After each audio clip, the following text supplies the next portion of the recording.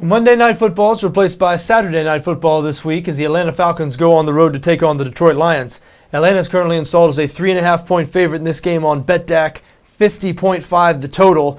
Now these two teams' seasons really polar opposites. Both these teams had high expectations coming into the year. Detroit won 10 games, you remember, last year. And they were seen as an ascending team. I mean, a lot of their players, their best players, guys like quarterback Matt Stafford, defensive tackle Ndamukong Suh, these are young guys who are still up and coming. Now, Calvin Johnson's been one of the best 2 or 3 wide receivers in the game for several years now, and he still is right there. As a matter of fact, Detroit, despite their 4-10 record, that's right, they're now 4-10, losers of 6 straight. They are first in the NFL in pass yards per game, second in total yards per game. I mean, this offense generates 406 yards per game. There's nothing wrong. There's nothing broken about the Matt Stafford to Calvin Johnson combination. That's a potent as a downfield threat as there is in the NFL.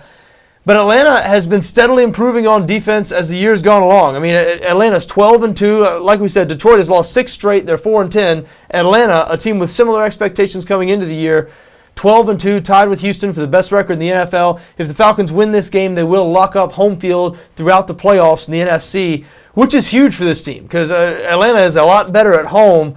I mean, since Matt Ryan has been there, they've been nearly unbeatable at home. I know they haven't had much success in the playoffs, but still, remember the Super Bowl's in New Orleans this year in the Superdome, so Atlanta can guarantee if they win this game, they will not have to go outside to be crowned Super Bowl champions this year.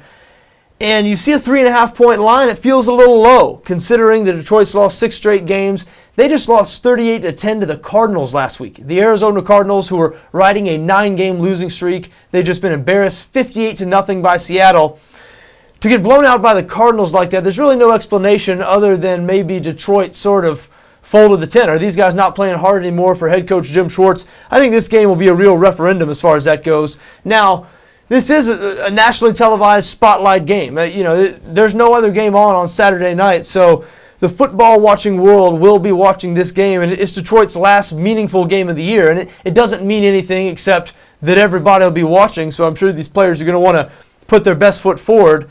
For that reason, you expect a good effort out of Detroit, right? I mean, if they get blown out in this game, you'd have to say Jim Schwartz might have lost the locker room, and where does Detroit go from here in the offseason? I know he hasn't been talked about as a guy on the hot seat, but a collapse like this from a team that was seen coming into the year as an ascending team is hard to explain. But before you get too excited about Atlanta minus 3.5 here, look at this a little closer. And really, Detroit, take last week's game out of it. And last week's result, hard to explain. I mean, losing 38-10 to the Arizona Cardinals. Arizona has been as bad on offense over the last 2 months as any NFL team in recent memory. But you take that game out of it, and Detroit's 9 other losses have all been by 10 points or less, and they've only had one that came by 10 points. The other 8 have been by less than 10 points. You look at Detroit's last 4 home games. Of course, their last 2 games have been losses on the road in Arizona and Green Bay. But the Lions' last 4 home games, they played 4 teams that are going to be playoff teams: Indianapolis, Houston, Green Bay, and Seattle. They beat Seattle. They lost by 4 to Green Bay. They lost in overtime to Houston, and they lost by 2 to the Indianapolis Colts. They've been tough at home, and here they are, 3.5-point underdogs. I think if you still believe in the Detroit Lions at all, if you still believe that they're a decent team, I guess, or they're still playing hard for Jim Schwartz, this might be a good spot for them, might be a good sell-high spot for the Atlanta Falcons. I mean, they're coming off an impressive 34-0 win over the New York Giants. It made people forget all about the fact that the Falcons' last road game, they were beaten soundly by the Carolina Panthers, who, a 9-loss team. So going on the road to take on Detroit, a team not much different from the Panthers record-wise. Detroit actually has a better offense than they have in Carolina. And we've seen the oddities in the NFL. I mean, Atlanta lost to the Panthers the week after the Panthers had lost to the Kansas City Chiefs, who at that time were viewed as the worst team in the NFL. I guess Kansas City's still the worst team in the NFL, but last week, I think if Kansas City and Arizona had played at a neutral site, I think Kansas City would have been favored. I think Arizona, after getting beat 58-0, most people, myself included, were looking at that team as the worst team in the league currently, regardless of their record. I know they have a couple of more wins than Kansas City.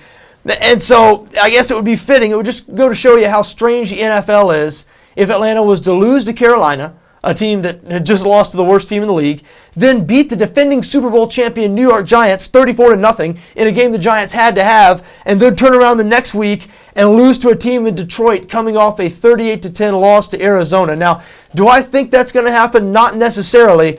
But I can tell you that after looking at this game further, I don't feel as confident about Atlanta minus 3.5 as I did when I first saw this line. Because Detroit's been, they've been bad all year. They've been consistently bad. They've only played one good game, which was actually their last win in early November. They beat the Jacksonville Jaguars on the road. Not that that's any big accomplishment. The Jaguars have been blown out several times at home this year, but it's really Detroit's only blowout, feel-good performance of the year. They've been consistently underwhelming.